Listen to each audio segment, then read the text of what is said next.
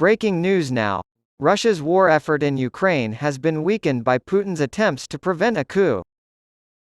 In order to effectively conduct campaigns against external enemies, authoritarian leaders like President Vladimir Putin rely on their military, but the same capabilities also make it easier to successfully initiate coups d'état to remove the incumbent leader. To ensure the survival of his regime, Putin must strike a balance between policies that improve military efficiency and those that ensure the leader's own personal safety. The latter are known as coup-proofing measures, and their implementation helps to explain why Russia's war effort in Ukraine has been so ineffective. Forces that are equal and parallel. When it comes to Russia's military performance in Ukraine, counterbalancing is the coup-proofing measure that matters most. This necessitates the establishment of new security forces to balance out the military and each other. The security sector is fragmented, with various armed groups competing for the attention of the ruling autocrat, which is essential for securing funding, recruits, and supplies. The use of a counterbalance provides a triad of benefits. First, it fosters loyalty by fostering rivalry and mistrust among militarized groups that need to prove their loyalty to the leader in order to obtain resources. For one, it makes it harder for the military and security forces to coordinate and cooperate effectively if they are all operating under different chains of command. This is a major deterrent to attempted coups because officers and senior figures tend to distrust their counterparts in other organizations. According to a 2017 article published in the Journal of Conflict Resolution, counterbalancing can be understood as an effort to add additional players to the game, or actors who lack the incentive to move in concert with the others. Rarely used alone, counterbalancing is often employed in tandem with other coup-proofing measures. When filling top military and security positions, authoritarian leaders often prioritize loyalty over merit. The role of mercenaries as rival powers. Several armed groups operate independently of the Russian military. The most notorious case involves the mercenary organization Wagner Group, which was headed by Yevgeny Prigozhin until his death in August 2023. Wagner Group is rumored to employ around 50,000 soldiers, approximately 40,000 of whom are ex-convicts. Putin benefited from bringing mercenaries into the Ukraine conflict in a number of ways, including having a shroud of plausible deniability over his actions, having less domestic blowback from casualties, and having an alternative source of manpower, the latter of which was particularly useful before the partial mobilization in September 2022. The introduction of a private military company, PMC, with duties that overlapped with those of the regular military served as a coup deterrent by increasing the level of competition between top military brass. The competition for limited supplies, ammunition, and personnel only fueled the animosity between the two sides. It was a bitter feud between Wagner's late leader and defense minister Sergei Shoigu and chief of the general staff Valery Gerasimov. Prigozhin frequently criticized the two men, as well as other senior military officers, for their handling of the war, accusing them of trying to sabotage the PMC's efforts by withholding vital ammunition and taking credit for Wagner's battlefield successes in Ukraine. Putin liked it for a while. Prigozhin avoided criticizing Russian President Vladimir Putin directly, shifting the public's focus away from Putin and onto his generals. In addition, Prigozhin's behavior appeared to conform to a well-established norm in Russian politics, in which powerful individuals compete for the approval of the president. Wagner Group is just one of several PMCs operating in Russia.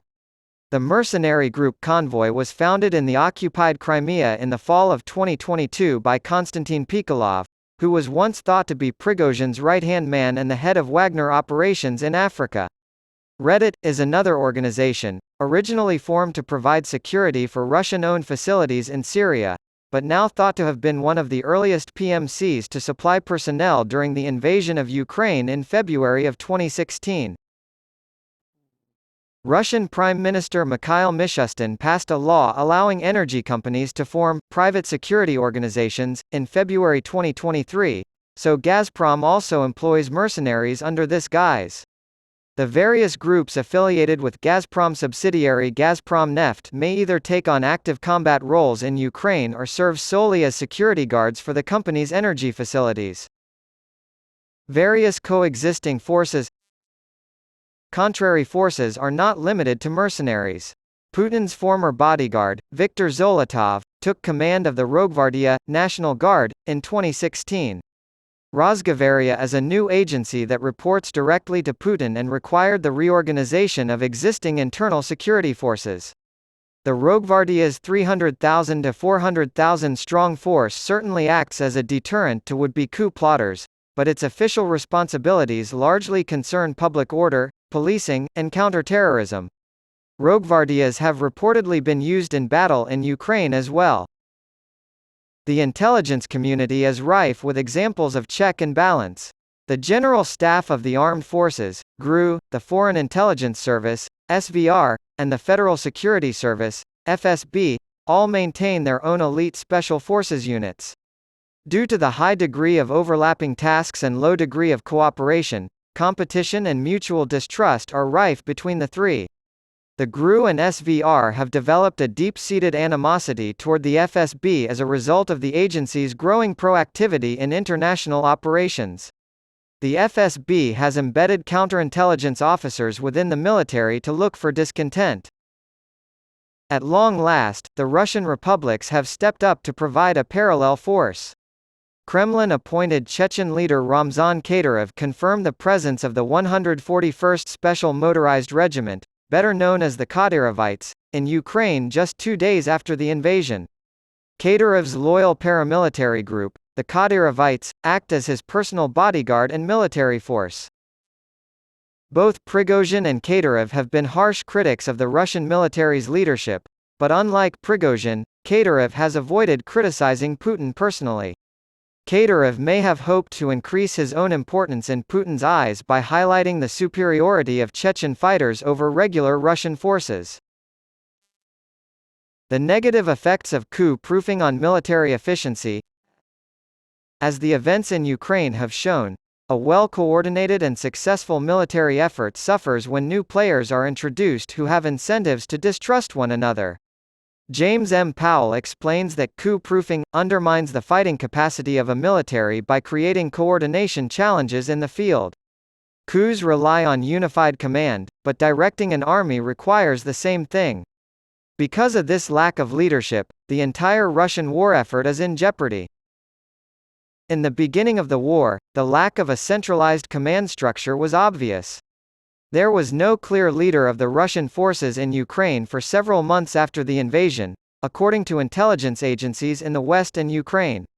Instead, it was speculated that Putin played an outsized role, sometimes reportedly giving orders to field formations, and that separate formations were drawn from each of Russia's 4 military districts and placed under the command of senior officers from each district.